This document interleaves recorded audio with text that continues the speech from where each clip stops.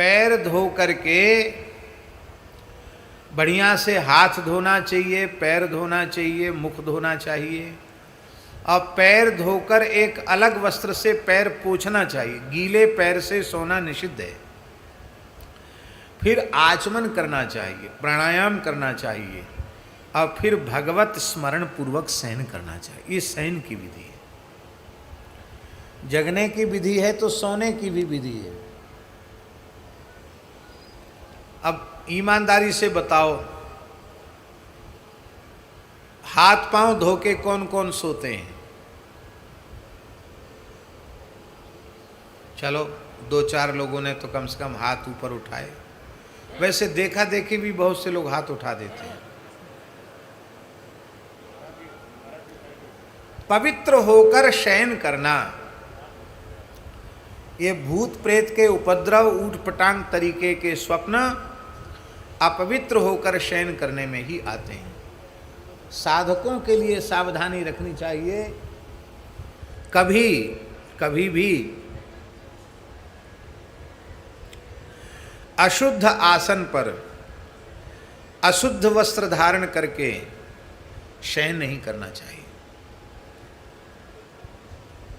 इतना ही नहीं, दूसरे के वस्त्र और दूसरे की शैया, उसका व्यवहार तो किसी भी अवस्था में नहीं करना चाहिए। ऐसा नहीं कि एक ही गमछा सब लपेट रहे हैं, एक ही कंबल सब ओढ़ रहे हैं, एक ही आसन पर सब पड़े हैं। ये जो है ना, संस्कारों को विकृत बनाने वाली चीज है। ऐसा नहीं करना चाहिए।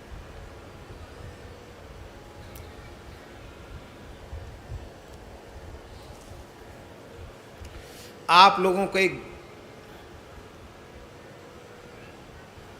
बात हम सुना रहे हैं।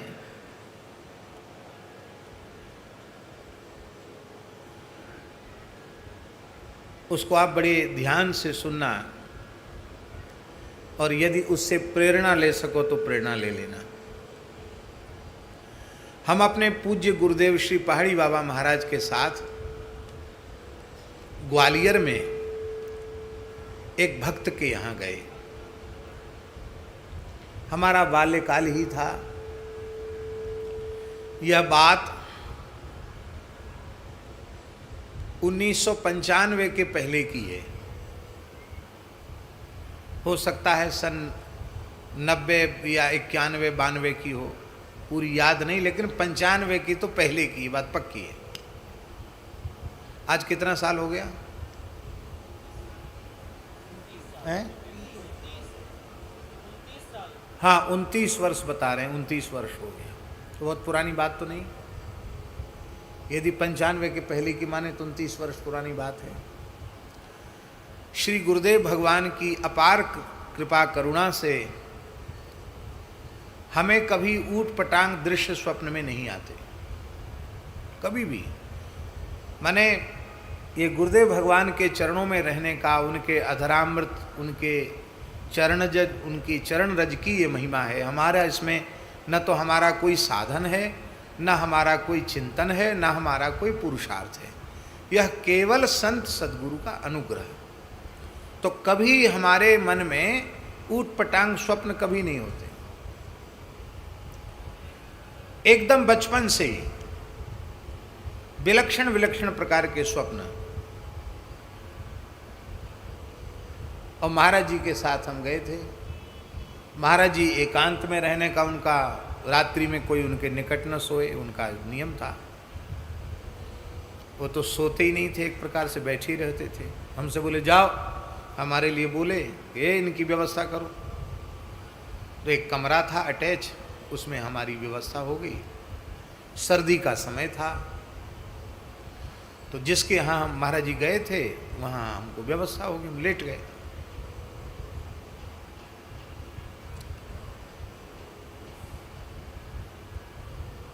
लेटने के बाद जैसे ही नींद हुई कि बड़े ऊट पटांग स्वप्न आरंभ हो गए।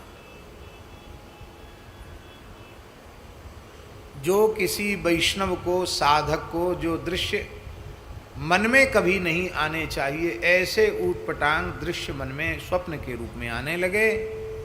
और तत्काल एकदम विकलता बढ़ी और जग गए हम। जगे तो हमको आश्चर्य हुआ कि मुझे इस प्रकार के अश्लील दृश्य कभी स्वप्न में तो नहीं दिखाई पड़े। ये ऐसा कैसे हुआ? हमने क्या खाया? हम तो गुरुजी की सन्निधि में, ऐसा हुआ क्यों? हमारा चिंतन ऐसा नहीं है। तो मन में सोचा कि कोई न कोई अशुद्धि शरीर में रह गई है। तो कोई शौच जाने की इच्छा नहीं थी, लेकिन हमने, ठंड का समय था, वो गर्म पानी वाली सुविधा वहाँ तो आजकल होती है लोगों के यहाँ, तो हमने स्नान कर लिया, पूरा स्नान किया। स्नान करके अब ठंड बहुत थी, तो अपना ही एक गर्म चादर ऐसे भूमि में, आजकल कमरों में भी बेड लंबा चौड़ा होता है और उसमें जगह ज़्यादा नहीं रह जाती है,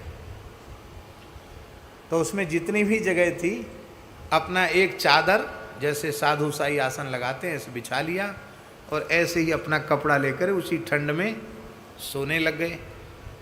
नींद तो पूरी हुई नहीं थी, इसलिए नींद आ गई। और जैसे ही सोना आरंभ किया, आपको हम क्या बतावें, श्री वृंदावन की लीलाओं की स्मृति होने लगी और ठाकुर जी की लीला दिखाई पड़ने लगी। सोए ग्वालियर में थे, पहुंच गए जमुना जी के पुलिन में, और वो लीला दिखने लग गई। तो एक ही रात्रि में दो प्रकार के अनुभव, बड़ी प्रसन्नता हुई।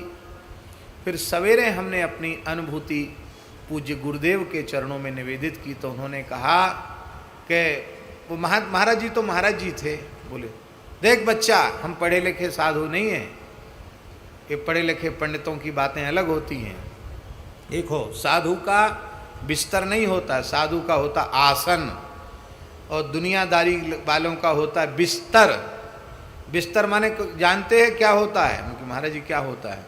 बोले जो विषयों से तर हो वो बिस्तर, और जिस पर बैठकर भगवत चिंतन हो वो आसन। साधुओं का आसन होता, साधुओं का बिस्तर नहीं होता। इसलिए गृहस्थियों के गद्दा, तकिया, कंबल, इनका व्यवहार साधु को नहीं करना चाहिए।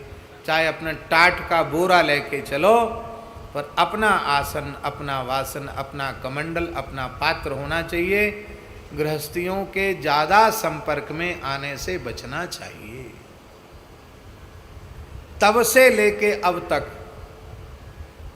सामान थोड़ा सा हमारे साथ ज़्यादा हो जाता, लेकिन हमारी तकिया, हमारा आसन हम अपने साथ लेके चलते हैं।